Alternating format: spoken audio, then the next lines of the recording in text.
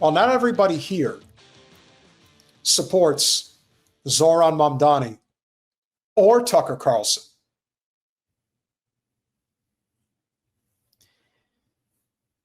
There is an organization, and we've pointed out that AIPAC is not the only one.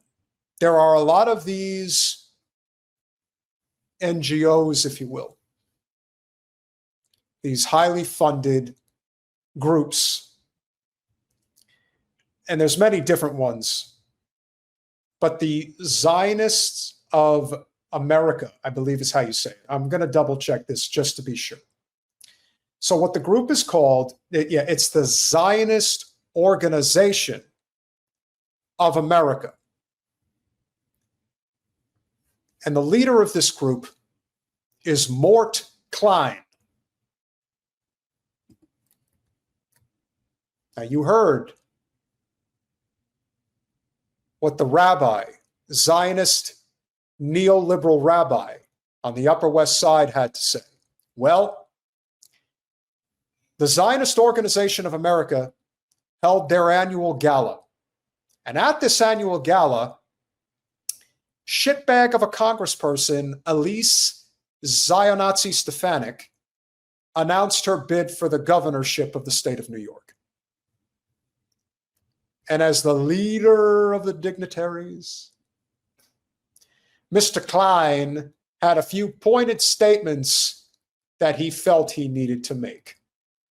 Like most Jewish groups, we the ZOA, we push back against the lies and the hatred, as we always have, by going on TV, radio, op-eds, speeches on campuses, Capitol Hill, in the courts. Now, I don't know for certain if this guy is related to Woody Allen or is copying Woody Allen's mannerisms or is copying Woody Allen's expressions and diction. But if you shut your eyes, lowered your ears, you might just think Woody Allen is the man on stage speaking right now. Was I wrong? Yeah, maybe. But that's what I'm getting from this. We do everything we can. Lately, we have fought against the Heritage Foundation. The Heritage Foundation has embraced Tucker Carlson. Tucker Carlson used to condemn Pat Buchanan for being an anti-Semite. Do you know that? Pat Buchanan, many, many years ago, said, and I quote, that Israel controls Capitol Hill. This was back in the 1980s. Was he wrong? Clearly not. In fact, Pat Buchanan was so sure that this country was going down the wrong path that he primaried President Bush in 1992. And an America First agenda was what he was running on. Now, the country was not ready for that at the time. But this man, this Mort Klein, oh boy. You thought that the rabbi on the Upper West Side is dangerous? This guy's even worse. You used to condemn him. Now Tucker Carlson says that Christian supporters of Israel have a brain virus and they're committing heresy against Christianity. He said, I dislike them more than anyone.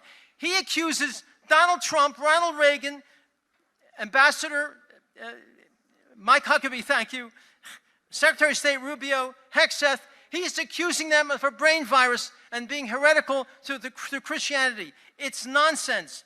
You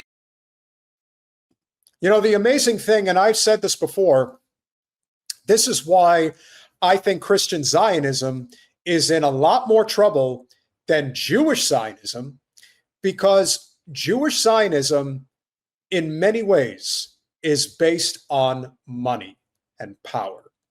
Christian Zionism is based on radical beliefs. Hence why they are told in the evangelical church that if you do not support the state of Israel, you will burn in hell. That's pretty radical, if you ask me.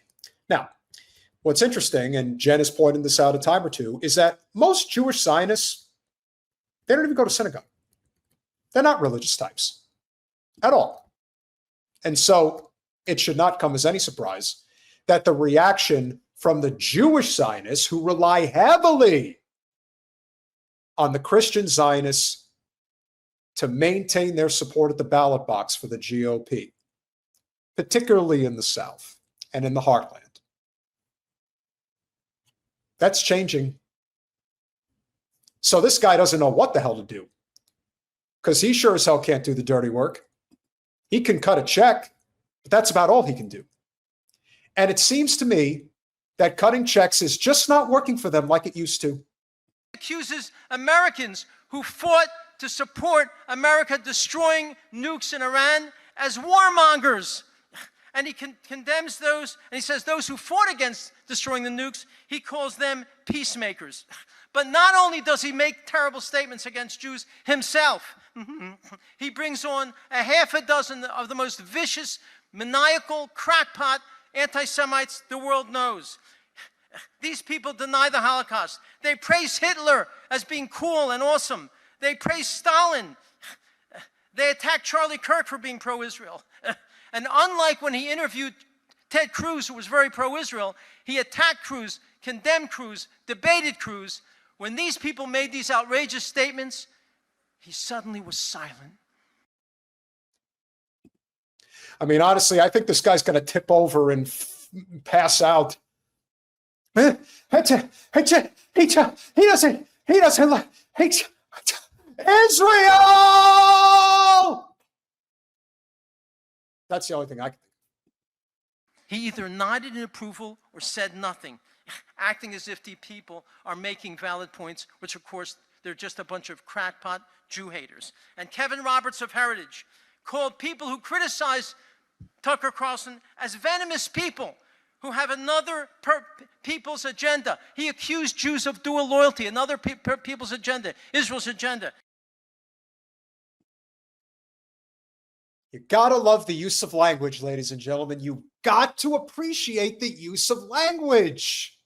It's not the Zionists, it's not the Israelis, it's the Jews. It's the Jews who have dual loyalty. Damn it. Our whole shenanigans are going up in flames. My word. What are we going to do with these guys, ladies and gentlemen? What are we going to do with these people? I don't know. I kind of just want to see them kvetch for the rest of their life because that's what they're best at. This guy has all the money and power in the world, and yet I don't know if he is the champion of kvetching and that's how he's made his money. No, Patrick, he does not. Don't you ever insult Mr. Pesci like that. This guy sounds like Woody Allen. Does anyone want to challenge me on this? This is not Joe Pesci. Whatever. He's Woody Allen. It's total rubbish. We went to war against him. Op-eds, TV, radio. We said you must retract, apologize, and condemn Tucker. You must end relations of Tucker, or you must resign yourself. Because of ZOA and others, the Esther Anti-Semitism program at the Heritage Foundation has now severed all relations with Heritage. They're gone. Yeah, well, as if that doesn't reaffirm the old Jewish stereotype of we control the media and the money and the power. So the Heritage Foundation, of which I don't give a fuck about, could care less if they fall apart. But even if they did, it won't matter because another NGO is going to pop up and they're going to do the exact same thing. But he's proving in real time that they're like, how dare they accuse us of doing the things that we always do? That's what happened. And you think he's done? Oh no, he's got a little bit more. And there's an increased effort to ultimately dismiss this man as well. You know, I really don't know if he's joking or if he's really got a hairball caught in his throat. Maybe he does. I can't help him. You can Chris my ass too, baby. Trust me when I tell you. Chris my ass. Free Palestine. But this whiny little bitch isn't done yet. He's got a little bit more to say. Now he's going to lay on the bigotry just a little thicker.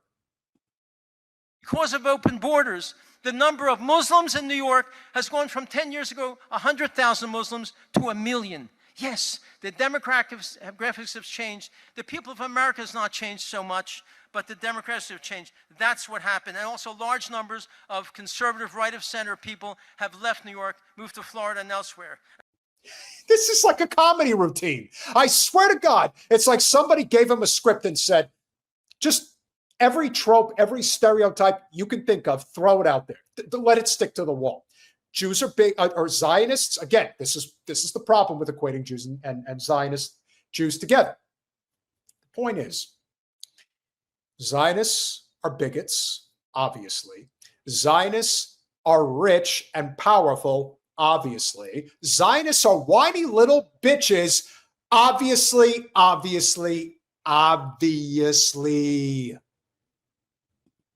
You had a totally different demographic. That explains one of the reasons this vicious, communist, racist, Jew-hating, Israel-bashing monster was elected. I mean, like I said, let's hear that one more time. Racist, Jew-hating, Israel-bashing monster was elected. You know, if I didn't know any better, I would think he would want to call Zohran a bastard instead of calling him a monster, or a towel head, or a sand knit. Well, you know the rest. Trust me, he may be saying this at a lectern, but in private, you can't even imagine the type of language that he would probably be throwing out there. When they're amongst their own, and only their own, and in close quarters, boy, oh boy.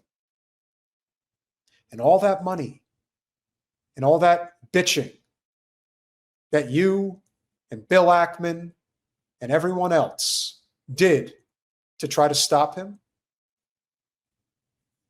didn't work. And it's never going to work again.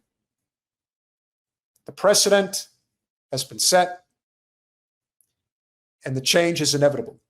How fast it comes, we'll see. But your kind and your control, it's on the way out. Everyone knows it now. So cry more. And what's frightening, though, there's a huge danger that Jew hatred and Israel bashing has become a badge of conscience and enlightenment. There's been a moralization and legitimization and mainstreaming of bigotry against Jews. Bigotry is disguised as principle. Hatred is baptized as virtue. Hostility to Israel now indicates decency and high morals. We at the ZOA will fight these dangerous and monstrous lies with all of our hearts and souls. No appeasement, no conciliation, only a war against this racist hatred of the Jewish people. And what do you mean by war, Mr. Mort Klein? What type of a war do you mean? A war that you're going to participate in? Or you're going to pay people to participate in? Lord knows you've been starting every war probably since you're alive. That man was alive in 1967. You think he was happy with the USS Liberty being attacked? Probably. Here's what I know. This is what I know about people like this guy. This person does not represent Jewish people. He represents the affluent Zionist Israel class, of which there are a lot of Jews. And I say this to everyone. When you say that this is a Jew problem, the only people that benefit from that sentiment is people like him. He wants you to say that this is a Jew problem. This is why he talks the way he does. He is everything that is anti-American.